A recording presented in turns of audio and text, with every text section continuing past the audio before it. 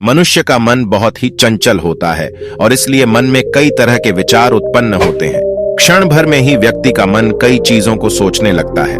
इसलिए तो कहा जाता है कि मन को काबू करना आसान नहीं होता है। लेकिन गौतम बुद्ध मन को नियंत्रित करने के आयामों के बारे में भी बता चुके हैं। मन में विचारों का आना गलत नहीं है, लेकिन विचार ऐसी परिस्थिति में गलत होते हैं जब मन में अश्लील विचार आते हैं। लेकिन मुश्किल तब हो जाती है जब ना चाहने के बावजूद भी मन में अश्लील विचार आते हैं। अगर आपके मन में भी ऐसे विचार आते हैं तो गौतम बुद्ध की इस कहानी से आपके विचारों में जरूर बदलाव आएगा। अगर आप हमारे चैनल पर नए हैं तो वीडियो को लाइक, चैनल को सब्सक्राइब कर दो। दोस्तों, गौतम बुद्ध अपने भिक्षुओं को उपदेश देने के साथ ही उन्हें भिक्षा मांगने के लिए भेजते थे। एक बार उन्होंने अपने भिक्षु भरत को भिक्षा लेने के लिए एक श्राविका के घर भेजा। भरत पूरे रास्ते मन में यह सोचते हुए श्राविका के पास गया कि आखिर आज भिक्षा में क्या भोजन खाने को मिलेगा, क्योंकि भरत चंद्रू वंश के राजकुमार थे और बुद्ध के सानिध्य में भिक्षु के रूप में शिक्षा ले रहे थे।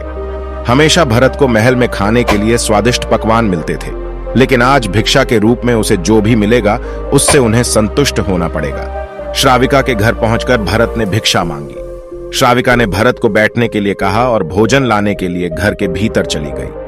इधर भरत फिर से अपने प्रिय भोजन के बारे में सोचने लगे और जैसे ही श्राविका भोजन लेकर आई तो भरत अचंभित रह गए। भरत ने देखा कि श्राविका ने उनके लिए उनके पसंदीदा पकवान परोसे हैं और अपने प्रिय भोजन को देखकर वह खुश हो गए। भोजन ग्रहण करते हुए भी भरत सोच रहे थे कि महल में तो उन्हें भोजन के बाद विश्राम करने की आदत है, लेकिन आज उन्हें भोजन के बाद वापस तेज धूप में चलकर आश्रम जाना होगा। लेकिन भोजन के बाद श्राविका ने भरत को कुछ समय के लिए विश्राम करने का आग्रह किया। भरत फिर से खुश हुए कि आखिर आज उनके मन की सारी इच्छाएं कैसी पूरी हो रही हैं। इसके बाद भरत कुछ देर विश्राम करने लगे, लेकिन विश्राम करते हुए भी लेटे लेटे वह सोचने लगे कि आज तो मुझे भोजन के बाद विश्राम करने को मिल गया, लेकिन ऐसा रोज रोज नहीं होगा। जब भरत विश्राम के बाद उठे तो श्राविका ने कहा कि आप जब तक चाहे यहां ठहर सकते हैं। भरत अब समझ गए कि यह कोई संयोग नहीं हो सकता। उन्होंने श्राविका से कहा कि मुझे क्षमा कीजिए, क्या आप मेरा मन पियायच सकती हैं? श्राविका ने हाँ में उत्तर दिया और कहा कि हाँ, मैं मन पढ़ सकती हूँ। शुरू में यह कठिन था, लेकिन फिर मैंने स्वयं के मन विचारों को देखना शुरू किया। पहले मेरे विचारों की संख्या अनगिनत हुआ करती थी। इसके बाद मैंने विचारों पर ध्यान केंद्रित किया बिना पक्ष विपक्ष के अपने विचारों को देखने लगी। इस तरह से धीरे धीरे मेरे मन में विचारों की संख्या कम होती गई और सारे व्यर्थ विचार दूर हो गए। इसके बाद से ही मैं दूसरों के मन में चल रहे विचार को PRH लेती हूँ। हालांकि श्राविका की बात सुनकर भरत घबरा गए।